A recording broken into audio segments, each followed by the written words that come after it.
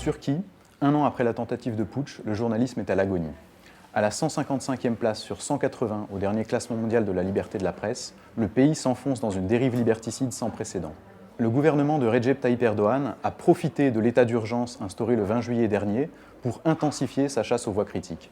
Plus de 150 médias ont été liquidés d'un trait de plume.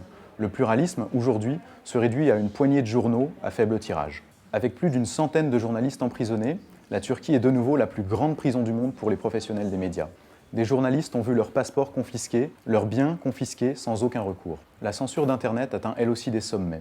La répression frappe toutes les voix critiques. Kémalistes, conservateurs, nationalistes, gauchistes, kurdes, plus personne n'y échappe. La situation des journalistes emprisonnés est tragique. L'écrasante majorité d'entre eux n'ont pas encore été jugés. Certains sont âgés, malades. Pourtant, leur demande d'examiner leur détention est systématiquement rejetée sans aucun examen sérieux. Pour avoir critiqué le gouvernement ou simplement collaboré avec certains médias, ils sont accusés de terrorisme et risquent des peines de prison extrêmement lourdes. Notre propre représentant en Turquie, Erol Önderoğlu, est en procès. Il risque jusqu'à 14 ans de prison, accusé de propagande terroriste pour avoir pris part à une campagne de solidarité avec un journal kurde. Face à l'absence de recours en Turquie, nous en appelons à la Cour européenne des droits de l'homme pour qu'elle statue au plus vite sur le prolongement de la détention des journalistes turcs.